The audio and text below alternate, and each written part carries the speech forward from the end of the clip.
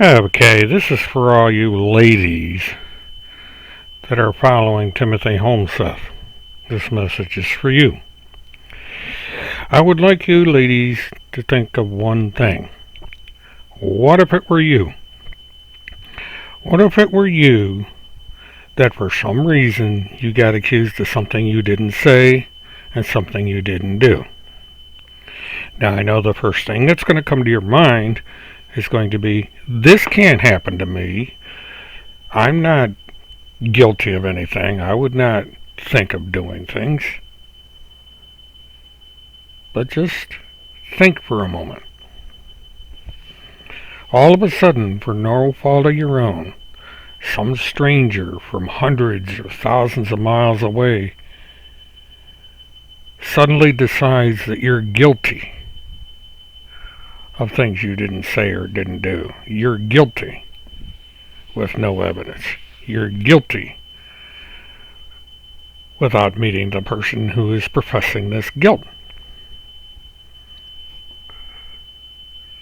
Now just say that you're minding your own business. You might be on a board discussing something, say for instance a missing child case, and you're quite prominent, you get involved, all you're doing is talking about it. All of a sudden, out of thin air, this guy calls and starts asking questions, very pointed questions. Maybe he claims to be an investigator, and he knows things, and he knows about you. And say this person says to you, now look, I know that you are part of a trafficking operation. You take and kidnap children. You work with important people, like the Vice President of the United States, like the state attorney of our state. You take these babies. You use your power because of who you are, and you sell these babies through fake adoptions to satanic ritual groups. These satanic ritual groups take the child and all the other children and they sacrifice them. They eat their blood. They eat their bodies. They torture them. Their death comes slow, in great deal of pain and agony. And you are responsible. Now, you deny it, of course. You say, no, I didn't do that. I'm not guilty of that. You're disgusting. Why would you say something like that? So, we have a progress take place.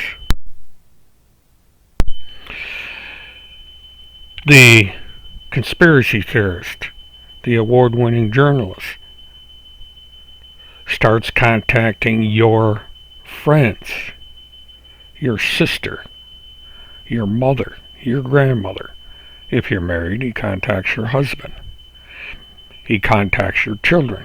He contacts people that you network with, your employer, your fellow workers, your friends, your neighbors, everyone associated with you.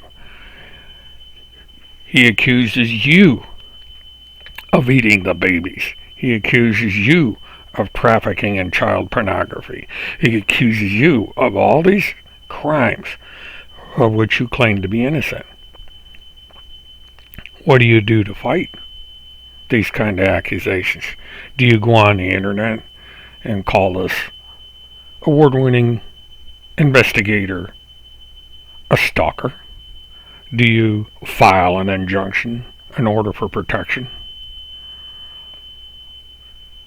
What if he gets famous people like Kirk Pendergrass with this E-Clause company to fight your injunction, to say, it's a kangaroo court. You can't do that. He has freedom of speech. He can accuse you of anything he wants. You can't do anything about it. If you get calls from this investigative reporting, he's only doing his job. He knows you're a pedophile. He knows you eat babies. He knows you suck on their blood. He knows this. You're guilty. No matter what you say or do or tell your mother, your father, your sons, your daughters, your husbands, your boss at work, all your employees, if you're a supervisor, your co-workers, people you know at the grocery store, anyone who happens to come across this material on the internet, or this award-winning investigative reporter with all the fancy web pages with the state-of-the-art graphics, and you have this man who says, I am protected by Congress, I am protected by the President of the United States, I am important, I have given information to the FBI that you are guilty, that you are part of this group that eats children. Now you're going to say, listening to this recording, that no, that can't happen to me. I support this man. He's a good man. He's working to save these babies. Sure he is. This has been going on for 11 years. This man has been accusing people. Now imagine if you had to suffer through this for 11 years, and everything you have tried to do has failed. You got the injunctions. He violated the injunctions. You got him arrested. He goes to court. He gets convicted once. Serves his time. Gets out. Violates and violates and violates. Keeps making these accusations against you. What do? You can't do anything. And so another trial date comes up, and you say, good, maybe now I'm going to get justice. But then, he simply doesn't show up. He skips the court. He's a sovereign citizen. He's above the court. He's above the law. There are people out there that support him, that believe in him. These people believe that you are guilty. These people believe it is you that are stealing the babies. It is you that are selling the babies. It is you that is part of a satanic ritual cult. It is you that eats the babies. It is you that sucks on their blood. It is you that... What? What do you do? Do you dismember the child? What do you do? Doesn't matter. You're guilty. You might as well sit back and take your punishment. There are people on the internet that say, okay, you're guilty. You deserve to hang. You deserve to have the rope tightened around your neck. You deserve to suffocate, to take your last breath, to see the sparkles in your eyes as the blood drains from your brain, and you fall asleep with the eternal knowledge that you're guilty. You're guilty of these horrible crimes. See, you're in an odd situation here. You are in a position of no choice. You have been found guilty by the court of the investigative reporter, by the supporter of the investigative reporter, by those who broadcast that you are guilty, that you deserve to hang and to do your last breath, and to take your last breath, I should say. Anyway,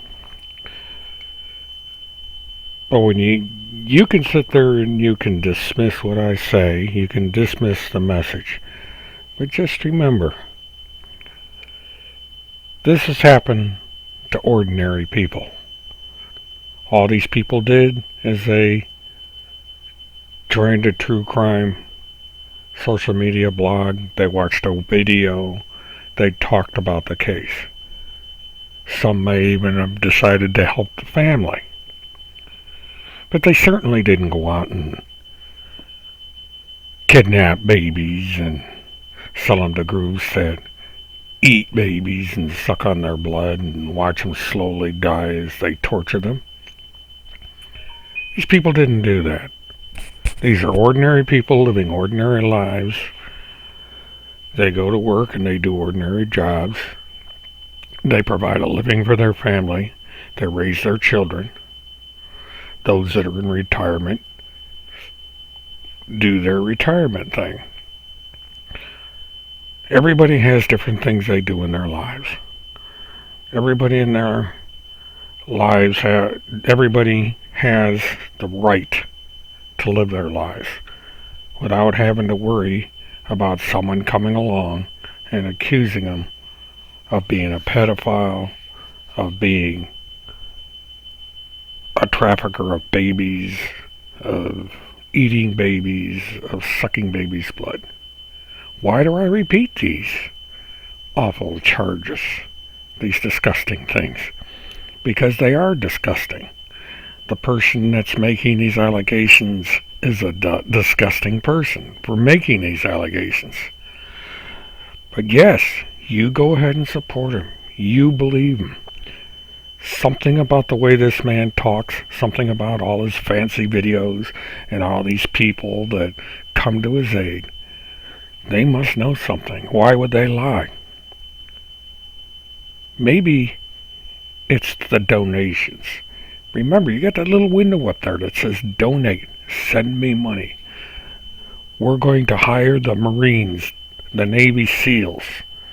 We're going to have Congress protect him. We're going to have the Pentagon protect him. We're going to have the President of the United States come to the aid and protection of this part-time pizza delivery driver because he's got all the answers. He has known for 11 years what's happened to this little girl, and he's just waiting for that right moment. And when is that moment going to be? We're never going to know, because there will not be a moment, because the award-winning investigative reporter is a fake, and he is accusing everyone of all these disgusting things because he's a fake. And just think again, while you have a quiet moment, while you're in bed drifting off to sleep, what if it was you? What if it was you? What if it was you? What if it was you? Good night, sweet dreams. This is Mert Witness 1 from the desk of Mert Witness 1 Live. Until later.